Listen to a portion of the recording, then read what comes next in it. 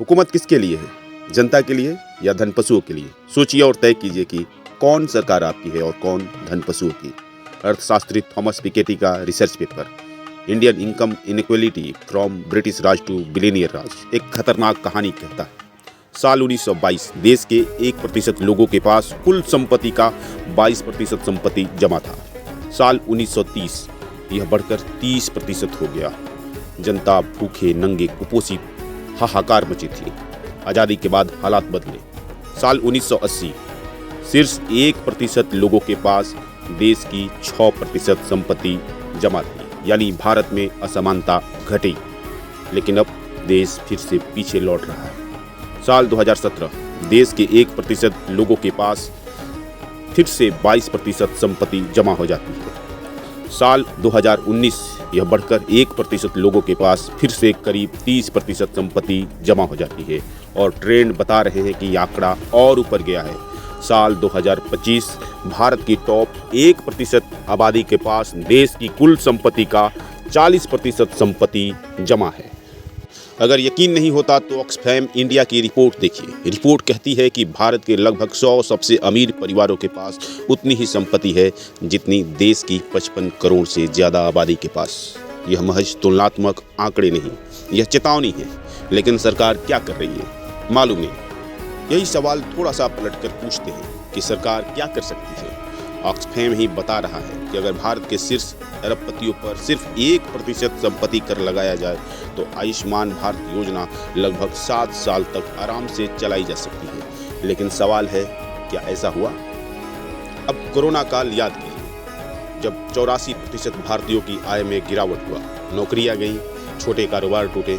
उसी दौरान भारत में अरबपतियों की संख्या करीब 40% बढ़ गई, यानी गरीब और गरीब हुआ, अमीर और अमीर। यानी अर्थव्यवस्था की मार किस पर पड़ा? सीधे आम आदमी पर। और दूसरी तरफ 10 लाख करोड़ रुपए से ज़्यादा कारपोरेट एनपीए बट्टा खाते में डाल दिए गए। संपत्ति कर, उस पर भी बहस नहीं। भारत जैसे देश में ज़्यादातर बड़े उद्योगों में राजनीतिक पूंजी लगी हुई है। अखबारों में बिजनेस एम्पायर की सफलता की कहानियाँ छपती है, लेकिन यह सवाल कोई नहीं पूछता, नेताओं और अफसरों का पैसा किस उद्योग में कैसे निवेश होता है। अब लूट का तरीका बदल गया है, सीधा चोरी नहीं, नीति निर्माण। ऐसी पॉलिसी बनाओ जिससे ठेका चुने हुए लोगों को मिले। तेजी से बढ़ते कारपोरेट साम्राज्य इस मॉडल की मिसाल है। इतिहास बताता है, एक दौर था जब बड़े बड़े उद्योगपति मंत्रालय बदलवाने की ताकत रखते थे। आज हालात और बुरे हैं। पैसा, जांच एजेंसियां और सत्ता एक ही धुरी पर है। 300 से ज़्यादा मीडिया संस्थानों में बड़े कारपोरेट निवेश भक्ति के लिए नहीं होता, यह नैरेटिव निर्माण होता है, असल मुद्दों से ध्यान भटकाने के लिए, जिसकी कीमत जनता ही चुकाती है। इसलिए आज फिर वही सवाल, हुकूमत किसके लिए है? क्योंकि आजाद भारत में अब आर्थिक असमानता ब्रिटिश राज से भी बहुत ज़्यादा भयावह है। सवाल है कि क्या धन पशुओं के धन में अकूत वृद्धि होने से बेरोजगारी कम होता है? नहीं, प्रमाण मौजूद हैं।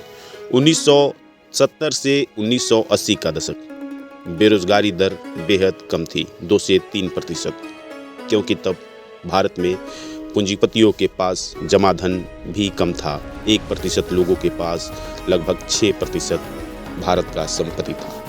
1990 का दशक बेरोजगारी दर बढ़कर 7 से 8% के स्तर को छू गया। 2000 का दशक बेरोजगारी दर लगभग स्थिर रहा, 7 से 8% के आसपास।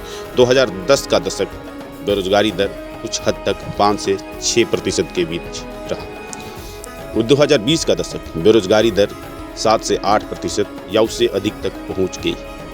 धन पशुओं के धन में अकूत वृद्धि से बेरोजगारी दर कम हो जाए, ऐसा कोई भी प्रमाण दुनिया में नहीं है। फिर धन पशुओं पर प्रहार क्यों नहीं?